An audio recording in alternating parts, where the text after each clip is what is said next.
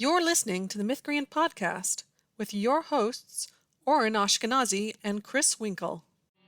There was a castle by a waterfall with a pink and purple wall and a princess living there. She had no parents and was all alone. She got by on her own and she liked it pretty well. 'Cause she never wore socks, she had a pet snake. She bought her a guitar and she ate a whole cake. And there wasn't anybody there to tell her what to do, so she did what she wanted to. Everybody knew the story of the princess who saved herself. And welcome everyone to another episode of the Mythcreants Podcast. I'm Oren. And I'm Chris, or am I? Are you? Who knows? We just don't know. Who knows? I mean, have you seen the scene where I was born and named by my parents? Because unless you've seen that scene, maybe I'm not Chris. I haven't seen that scene, and for all I know, maybe you actually fell into a seam in reality, in a scene I haven't seen. So this is obviously an episode about tongue twisters. Yeah, just as much alliteration and as many homophones. The ones where it sounds the same but is different. I forget which one that is. We'll just say it's homophones because I'm not going to look it up. Maybe, we need some online real-time fact-checking. Yeah, someone could point out what the actual one was. So this episode, we're talking about secret protagonist backstories. And the reason is that we've been watching Castle Rock, which is a fairly old show by now, but still some spoilers. And as I'm watching it, our protagonist is Annie, and she's got some problems. It's based on various Stephen King stories, so of course she has problems. And then, boom, huge reveal, like halfway through the show, or at least through the season, because it's like sort of an anthology show, that her entire backstory is not what we thought. Her daughter isn't really her daughter. Also, she accidentally killed someone and then attempted to kill somebody else. It's a whole thing. And the moment I saw it, I was like, oh boy, so many authors are going to want to do this. Maybe not this one specifically, because I don't know if this show is popular enough for that. But I see this sort of thing a lot. And I work with authors who see it, and they want to do it too. Mm-hmm. Yeah, I mean, flashy stuff, of course, is always going to be attractive. And reveals and twists are just very flashy. And that's why we're always, we rarely encourage a lot of reveals, except for when they're absolutely needed. For instance, the end of the mystery or something like that. Just because we've seen so many people go for the flash and not realizing what they're wrecking, and we generally just, no, tell a good story, get people emotionally invested, keep them entertained, right? You don't need the shocking reveal. And this just has like, oh, I just wanted to shock people written all over it. So yeah, I want to talk more about that. But first, perhaps this might be a good time to, when we're talking about protagonist backstories, I feel like we need to go over the meta mystery issue again. Yeah, I was going to say, but Oren, isn't this just meta mysteries again? Yeah. Well, yes, but also no. Yeah, it depends. What a surprising answer. It depends. In many cases, yes. And most of the time when I'm talking about meta mysteries, I just tell people they shouldn't hide anything a viewpoint character knows. But I think it's a good time to get a little bit more nuanced into exactly how this works, because I want people to know, be able to use their own judgment and also do edge cases, right? That's where a lot of the fun is, in these little edge cases, and how far can I push this and etc. So there's multiple reasons, like execution. How do we pull this off is one thing. But for me, the biggest thing is the emotion of the situation. Okay, so the base problem that we run into here is that a character's feelings and motivation just don't resonate unless we understand the full reasoning behind those things. Basically, storytellers, particularly writers, tend to think that emotion will just kind of rub off directly from the character to the audience. So if the character is sad, then the audience will just feel sad with them. And I don't know, if you have like a good actor in a visual medium, right, on film, there might be some empathy there. But especially in a written work, that doesn't really work. Instead, what you need to see, you need to give the audience the stimulus that caused that emotion so they can react to that stimulus along with the character, right? And feel some of that too. So if you hide that stimulus, because it's a secret, right? Secret backstory, basically there's just no emotion. And the story ends up feeling surprisingly emotionally flat and kind of dead. And if you're not trained to look out for it, a lot of times that is more subtle than the reveal, which is why meta mysteries are so attractive, because they're easy to pull off. The reveal is very flashy. And if you're not trained, you won't realize how much you're missing. Like example is in the novel Bone Shaker, there's 2 POVs. One POV character is Briar, and she's the mother. And her son has run off into this really dangerous area full of, steampunk zombies to find his father. And she goes after him. And we are told that she is just like full of regret. She's like, oh, I should have told him everything and I didn't, and therefore this is my fault. But we can't feel it with her because we're like, well, why do you feel so guilty about this? It just feels flat. It doesn't resonate. And then only at the very end of the book, spoilers for this book, it were revealed that Briar actually killed his father years ago. And so by not telling her son, because her son wants to believe that his father is alive. Yeah. Because she didn't tell her son the truth. Now he has put his life in danger because she was not upfront with him. And so if we had that information, we would have a lot more feeling in her POV for most of the novel. And it both gives the novel more emotional power and intensity and makes it more compelling, which is often really important to the story. But it also really helps audience connect with the character to feel what they're feeling. Yeah. And what's interesting is that there's several different varieties of this kind of missing context, right? There's the Bone Shaker one where we are told something is missing and we just spend the book waiting to find out what it is. Then there's something like Carnival Row is our go-to example, where a critical part of the character's backstory that informs all of his actions and is really important is just withheld. And as a result, the character is really boring until we find out what his deal is. Yeah, I have a whole article going over this issue on Carnival Row, but the central thing is that Philo is really supposed to be the main character. And again, he falls emotionally flat, right? And this is a visual story, right? We can see Orlando Bloom plays Philo, great actor. But it's weird because he just doesn't seem to have anything personal at stake in the situation. His problems seem to be smaller than the other characters. And we don't know why he does what he does, right? And he's feeling things, but we're not sure what or why exactly. So the reveal that happens in episode 3 is like really instrumental in illuminating his character, and it makes him a much better protagonist. But we just needed that earlier. It wasn't worth it, And the example in Castle Rock is a little different because it's really not either of those things, because we did get hints that she had a secret backstory, but it turns out her secret backstory is completely different than what all the hints were, right? The hints were all just lies.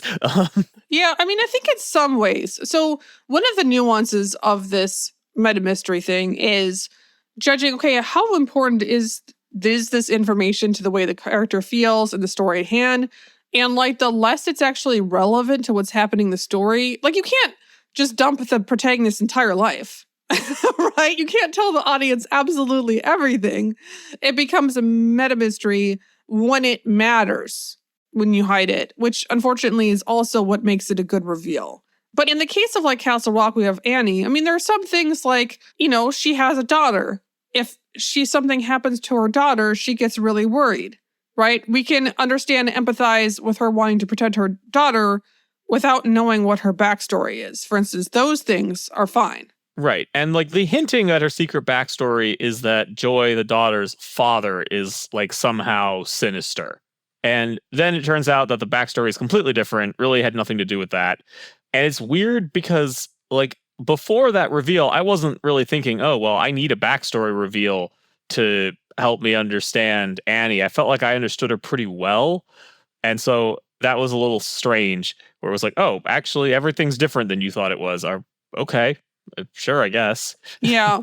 I think with Annie, the thing where we are missing out on is we don't know exactly what she's running from, right? We can conclude that she's kind of on the run from the law or from a person, but we don't know that she stabbed Joy's biological mother and then stole Joy as a baby. Yeah. And ran off with her. And without that information, the tension between Annie and Joy, where Joy wants to know more information and Annie's trying to put her off, that would certainly be a lot more riveting with the knowledge of the backstory, or like we don't understand her fear of discovery, that her daughter will find out what happened, for instance. So like there are emotional elements that would play out very differently. Part of the weird thing here is, of course, we have to look at like, okay, well, is Annie a good protagonist? Because it does feel like we decided to make this shocking at the cost of Annie's character. Like, I'm not completely objecting to a character who did something bad in their past and is now just trying to deal with it. But I was expecting an explanation for why Annie was so violent. Yeah, no, there really isn't one. The explanation is that she has a mental illness. That's the explanation, which is a little bit unsavory at this point, I would say. Yeah. I mean, Annie's not like violent all the time, but when she's actually threatened by a guy, she turns around, she actually knows how to be violent when necessary and does it on the drop of the hat and very effectively, which is actually a cool thing about her. Mm-hmm. And she's very scrappy. She's a very good liar. I actually am impressed. I'm kind of tired, I realized, of all of these protagonists that struggle to lie all the time because the storyteller wants the character to lie, but also wants them to be seen through instantly by another character. So it's like just refreshing to have a protagonist who's just really good at lying. And that doesn't mean she gets away with it every time, but she always has a good lie at hand. And sometimes she pulls off some very impressive talking her way out of situations.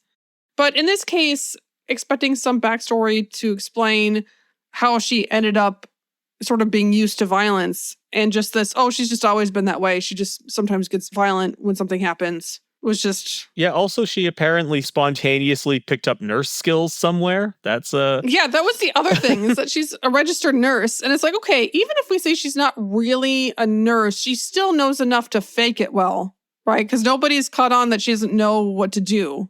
So how did she, get those skills? Just, trained herself on the job.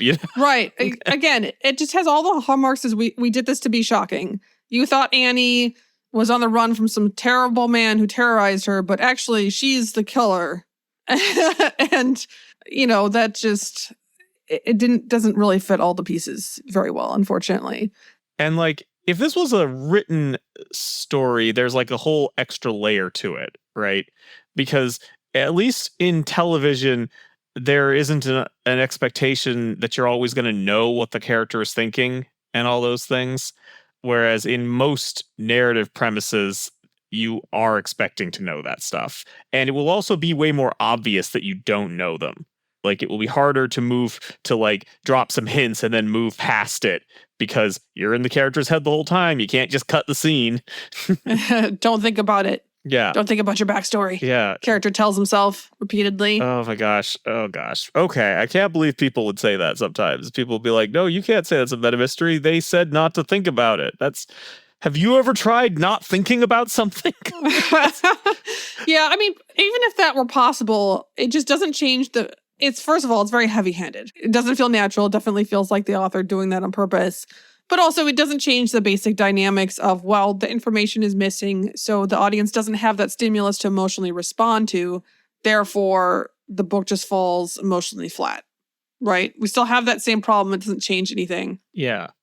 Now, the obvious solution here, if you want to have a big, startling backstory reveal like this for an important character, is to make that your most important secondary character. So in this scenario, Joy would be the protagonist and would find out this, terrifying thing about the woman she thought was her mother, right? That would work perfectly well. Yeah. I mean, we talk about viewpoint characters a lot, or I talk about who should be a viewpoint character and who shouldn't, based on like, who are we supposed to sympathize with and relate to and get familiar with versus who should be mysterious, right? And some types of characters would be better off mysterious depending on their role. So like in this case of Castle Rock, if we were in Joy's perspective, Annie might come off as pretty menacing. And that would be interesting in itself, right? That would be a slightly different story than we have, but it would still be a very interesting story. If Annie was mysterious, yeah, she would probably be more threatening. But then, what often happens with non-viewpoint characters is at some point, the storyteller decides, okay, I would like the audience to sympathize with this character more now and get to know them more now. And then we reveal the backstory. So we could have like Annie seems super menacing, and we could have even a positive reveal like, oh, actually Annie is better than we thought. Or we could have the negative reveal, but then Joy still realizes that Annie loves her like a mother anyway, decides to forgive her. So yeah, that would have been an interesting story. Yeah, and hilariously, I actually felt like the same thing about the show Sanctuary: A Witch's Tale, where we were finding out like weird reveals about Sarah, the main character, that actually make her a bad person.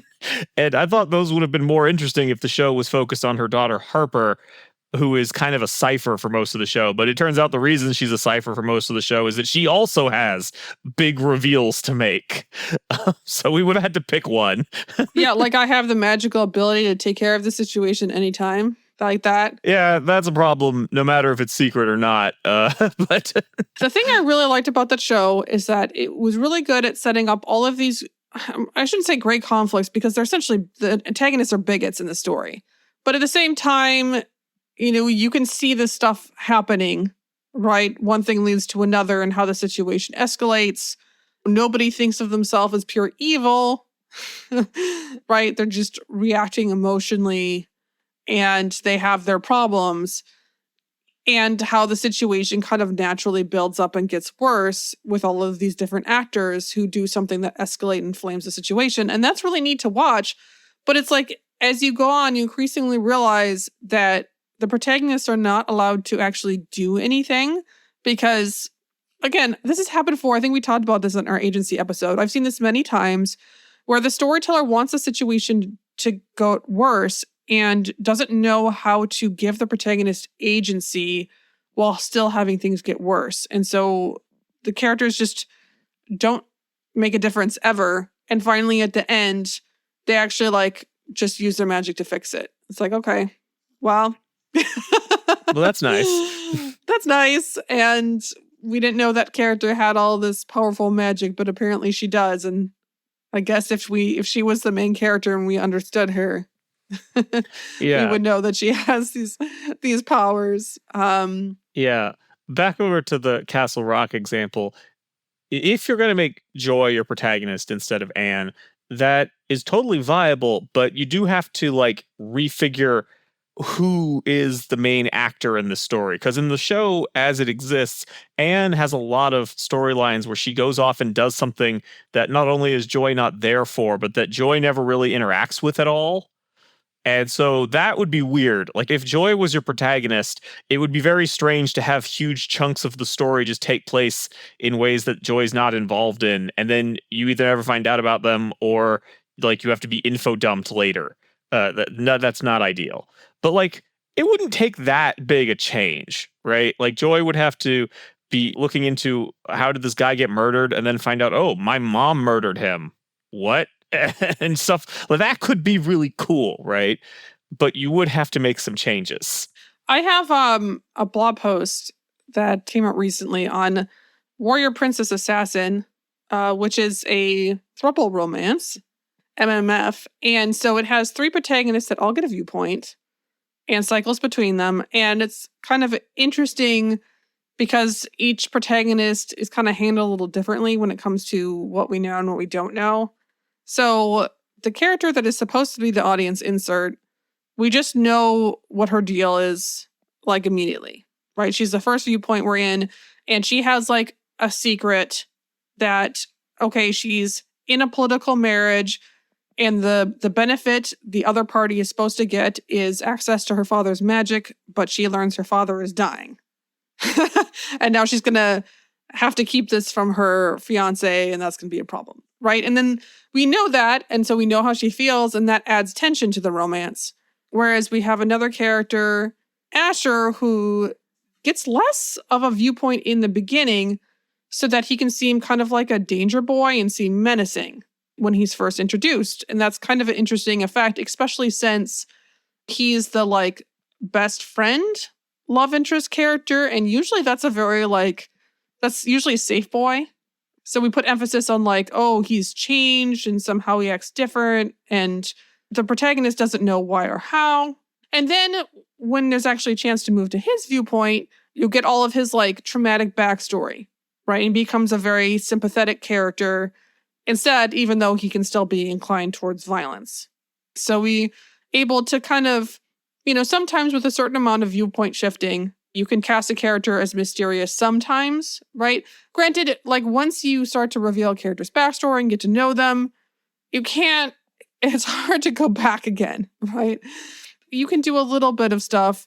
And then, of course, there's a third character, Kai, and he just kind of has a meta mystery where we know something is going on at home and he feels responsible for his people being afraid of him, but we don't really know why, right? And so that's kind of doesn't feel like he has a character arc or really has emotional issues like the other two characters. Yeah, I mean, I guess it would be less annoying if you only had to spend 1/3 of the story in his viewpoint.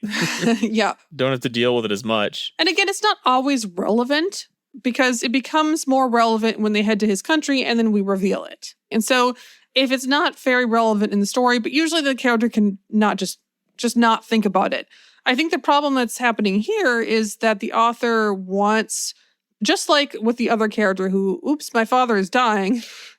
And now I'm in this arranged marriage, that can be used to create tension. Mm-hmm. But if he's like vaguely worried that they'll learn something bad about him, if the character is, and we don't know what that bad thing is, it's kind of hard for us to feel that tension or feel that concern. You can't just tell the audience, oh, that thing is very dangerous. You have to show them and give them the deets. So it just, again, it doesn't really work to just tell, which is why hiding a backstory can become such a problem. So what about the option that we get asked about a lot, which is getting weird with your POV? You've got either omniscient or the unreliable narrator. Ooh. Yeah, I mean, I think that's an execution difference, right? There's nothing that really changes the motion difference. Well, okay, there is one thing I'll mention in a second, but with omniscience, yeah, if you have an omniscient narrator, if your character isn't narrating, it is way easier to leave stuff out. So if you want your character to know something and don't want your audience to know it, an omniscient narrator definitely has the leeway to just not say things. And so that definitely smooths over the execution problems of having that awkward, oh, don't think about it. Don't think about your backstory. Have the character tell themselves not to think about it. We don't have to do that with omniscient, right? We're already outside the character's head. The narrator doesn't have to tell us if they don't want to. That's how omniscience works. So we have that, but that's never going to get rid of like the issue with emotions not being there. Now, granted, with omniscient narration, a lot of times the goal is to be less emotional and more jokey and snarky and lighthearted. So maybe if the narrator is entertaining, that would be less damaging, but it doesn't take care of that problem. There is one thing, though. We talk about the hidden plan reveals sometimes. So if you have a character that has like a secret plan for besting the villain and you want to hide that plan and then they get in a conflict with the villain and then you find out, everything has gone according to their secret plan. So again, this actually follows all the same principles. It does work as a turning point, technically. It doesn't make it feel like the protagonist earned that victory. But remember what I just said about tension, where you can't just say something is threatening.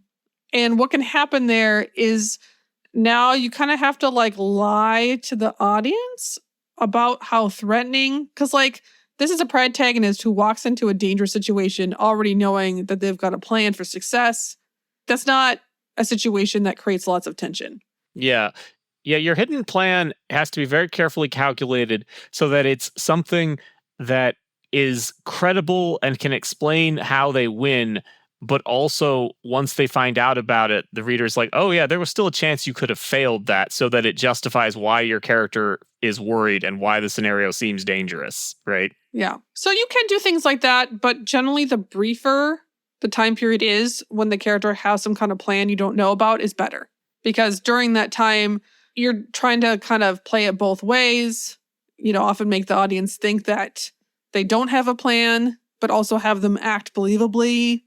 And it's going to be harder to create tension during that sequence. So yeah, I think those work best for more minor conflicts and not like the climax, for instance, because it's going to be harder to create tension. But, if for a short period of time, that can be worth it. Yeah. Sometimes. Yeah. And it's similar if you are using an unreliable narrator, and I mean an actual unreliable narrator, not like a narrator who has opinions, which is how people sometimes define it, but like one who you can't trust what they're saying. If you're actually doing that, and actually establishing it, you can use that to hide the protagonist's backstory, but that still raises the question of should you? You could still end up in a situation where the readers don't know what they need to know to feel emotionally connected, or, you could end up with a backstory that doesn't match the character you've created. Those things can all still happen. Yeah.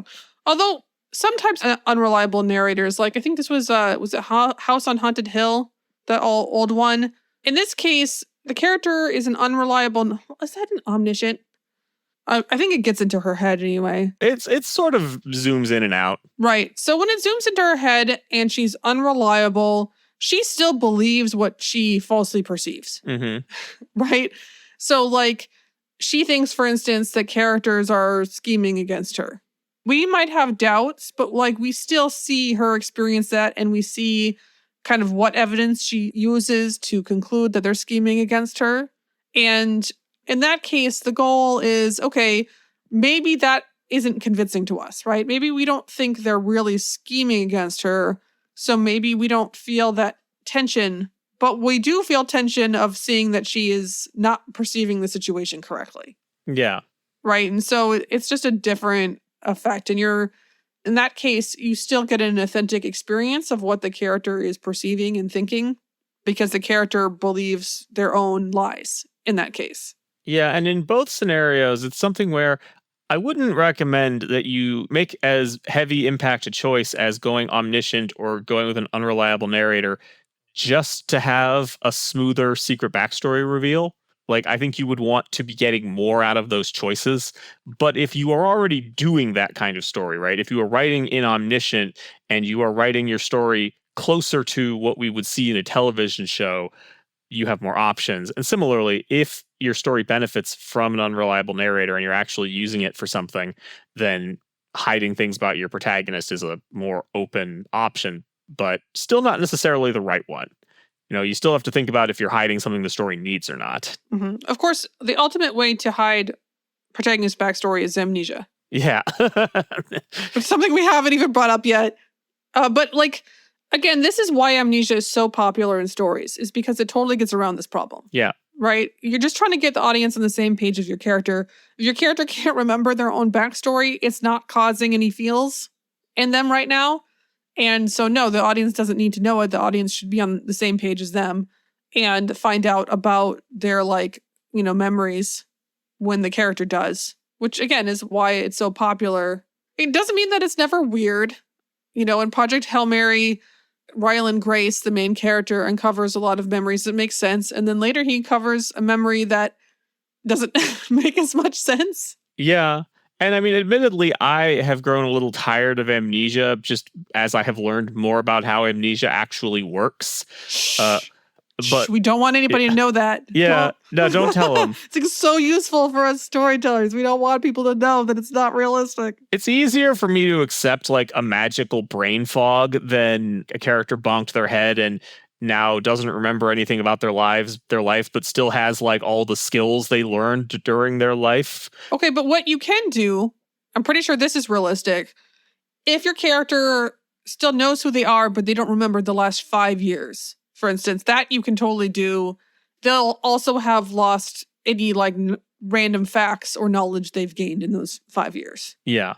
Another thing that I think is an underused option, which is another way of hiding the information from your protagonist that doesn't require amnesia, is for them to learn that a thing they thought about their backstory was not correct.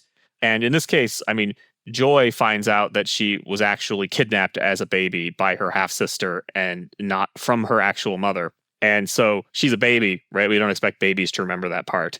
But you could also have this be like your protagonist thinks that they worked at a lab creating vaccines or creating medicines of some kind, right? And then the evil bad guy is like, actually, you were helping me create the genetically modified super soldiers that I'm using. Your work was invaluable.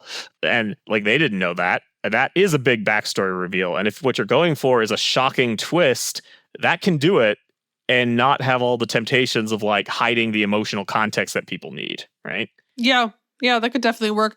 I can say some situations where authors would try to do something like, oh, the character thought they saw one thing, but actually it was a different thing. And then we try to describe it to audiences being like, It's like the character deaths. Oh, that character totally died. It's like, okay, but have I seen the character's broken body, and then has it been set on fire and also chopped into lots of bits, right? Like, there's a lot of times if you're trying to have a situation where your character misperceives something, that's going to be somewhat easy to catch on. But in that case where, maybe they have no way of telling that they weren't working on, well, they would know something about the work that they're doing in that lab. Yeah.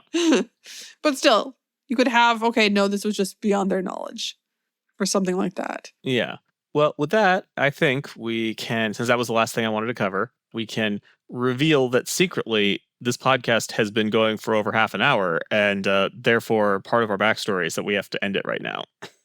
And did you know if you become a Patreon, you can see extensive backstory of our Patreon rambles? You can, going back many, many years. It's very, very secret. Only patrons know about it. So check us out on patreon.com/mythcreants. It's very exclusive. But before we go, I want to thank a few of our existing patrons.